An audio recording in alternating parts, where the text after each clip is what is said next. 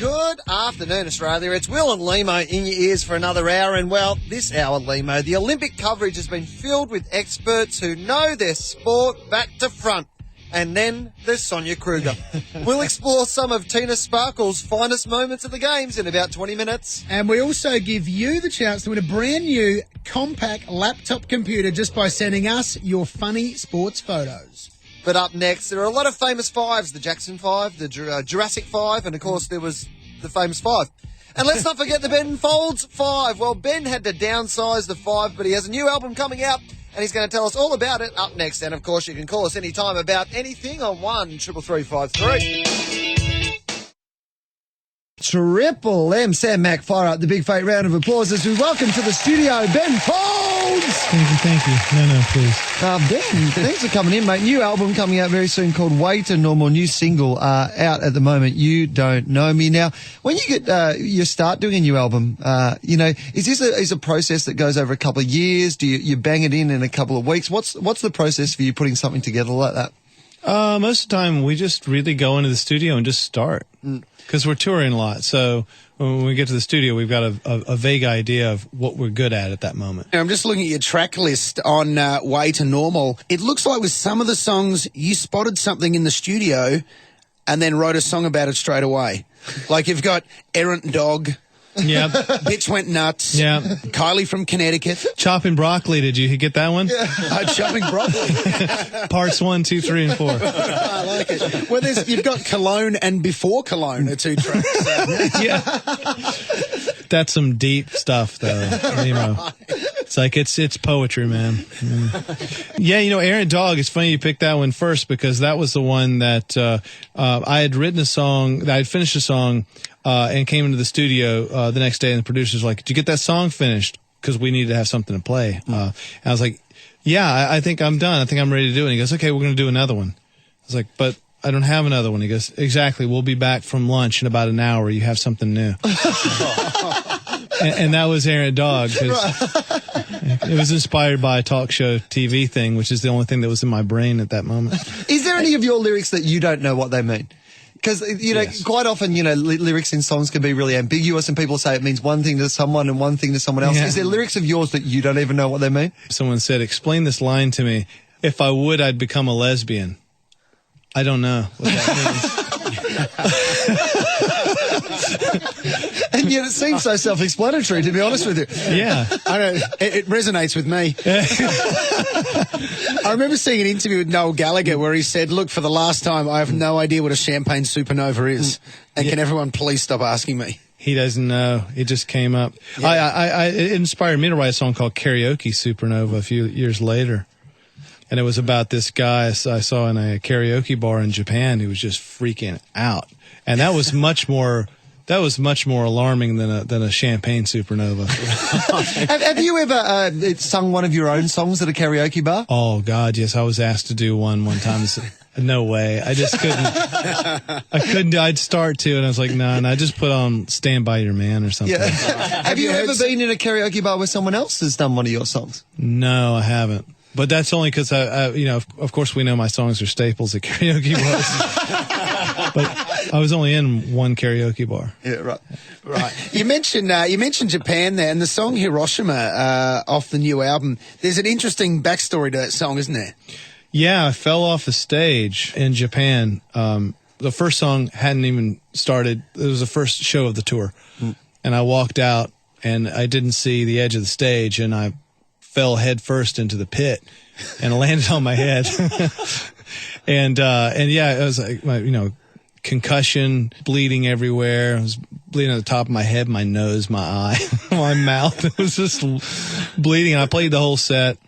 And it was more like an Australian rules football game. And then I got through that and I played the rest of the tour too. But something about it made me want to write a song about it. Just like very literal, like, cause there's something really weird about totally busting your ass in front of thousands of Japanese people. Was it one of those things where it took them a little while to realize that you had actually hurt yourself, or did they know straight away? Was there a moment where they've gone, oh, that wacky Ben Folds? Yeah. What a great way to start the show, walking out and falling off the stage. Hilarious. But you've done live performance. Is why you wonder about that lag, because you don't always, people think that everything translates and it doesn't. Yeah. No, you're right, because I think the first few rows realized I was actually injured.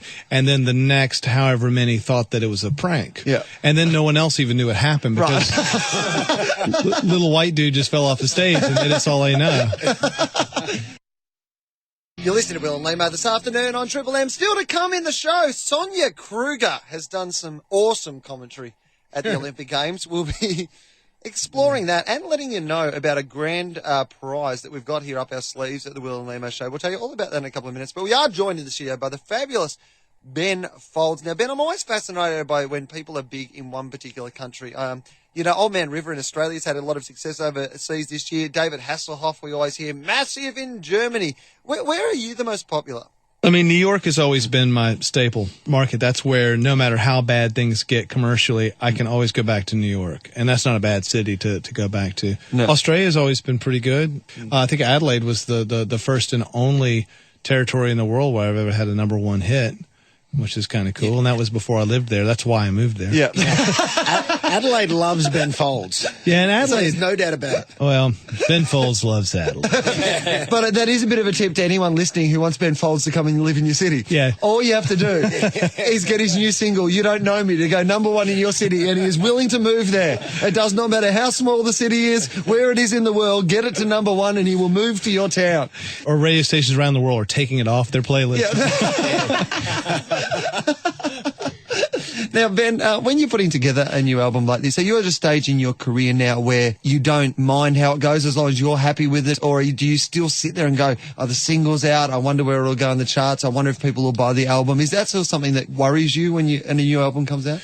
You know, it's kind of like when you're a kid and if a bully pushes you and you punch him in the face and you're glad for that moment you punched him in the face and then you're really scared right after. I feel like when I make a record, I do some things, I'm like, yeah, that's cool.